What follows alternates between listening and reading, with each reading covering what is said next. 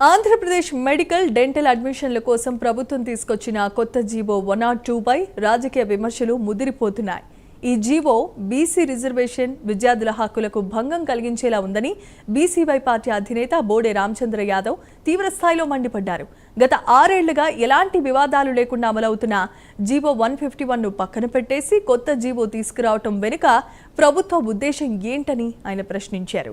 GO 102ను వెంటనే ఉపసంహరించుకొని పాత విధానమైన GO 151 ప్రకారమే అడ్మిషన్లు నిర్వహించాల్సిందిగా డిమాండ్ చేశారు.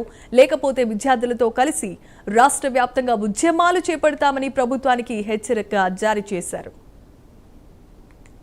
రాష్ట్రంలో మెడికల్ అండ్ డెంటల్ కాలేజెస్లో అడ్మిషన్స్ కోసము ప్రభుత్వము ఎన్టీఆర్ హెల్త్ యూనివర్సిటీ గత 2 రోజుల క్రితం జీవో నంబర్ 102ను విడుదల చేయడం జరిగింది. ఈ జీవో నంబర్ 102 ద్వారా ప్రభుత్వము రాష్ట్రంలో ఉన్న రిజర్వేషన్ అభ్యర్థులకు, ముఖ్యంగా బీసీ అభ్యర్థులకు నష్టం చేకూర్చే విధంగా, దొంగ దెబ్బ తీసే విధంగా కుట్ర పన్ని ఈ జీవో నంబర్ 102ను తీసుకొని వచ్చారు.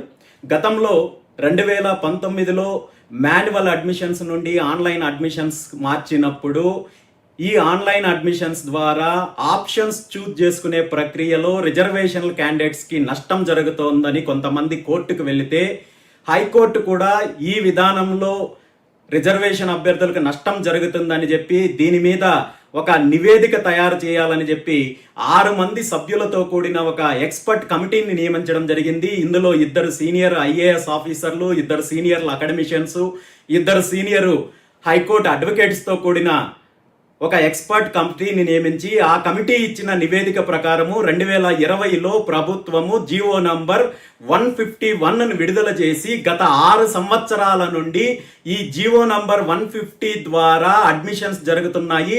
ఈ ప్రక్రియలో ఏ ఒక్క కేటగిరీకి, కేవలం రిజర్వేషన్ క్యాండిడేట్స్కి మాత్రమే కాదు, ఓసీ అభ్యర్థులకు కానీ మిగిలిన కేటగిరీ అభ్యర్థులకు కానీ ఎక్కడ నష్టం లేకుండా ఈ అడ్మిషన్స్ ప్రక్రియ కొనసాగుతుంటే ఇప్పుడు చంద్రబాబు నాయుడు గారి ప్రభుత్వము కుట్ర పన్ని రిజర్వేషన్ అభ్యర్థులకు, ముఖ్యంగా బీసీ అభ్యర్థులకు నష్టం చేకూర్చే విధంగా దొంగ దెబ్బ తీయడానికి ఈ జీవో నంబర్ 102ని తీసుకురావడం జరిగింది.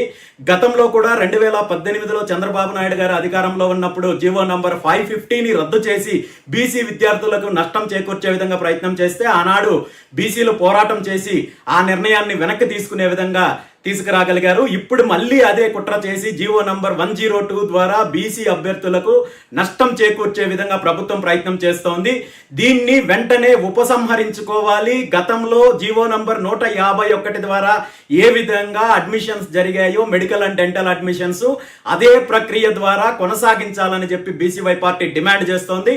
అలా కాకుండా రిజర్వేషన్ల అభ్యర్థులకు నష్టం చేకూర్చే విధంగా జీవో నంబర్ 102 ద్వారా అడ్మిషన్స్ ప్రక్రియ ప్రారంభిస్తే మాత్రం దీని మీద బీసీ విద్యార్థులతో కలిసి, రిజర్వేషన్ విద్యార్థులతో కలిసి బీసీవై పార్టీ తీవ్రమైన పోరాటాన్ని చేయడానికి సిద్ధంగా ఉంది.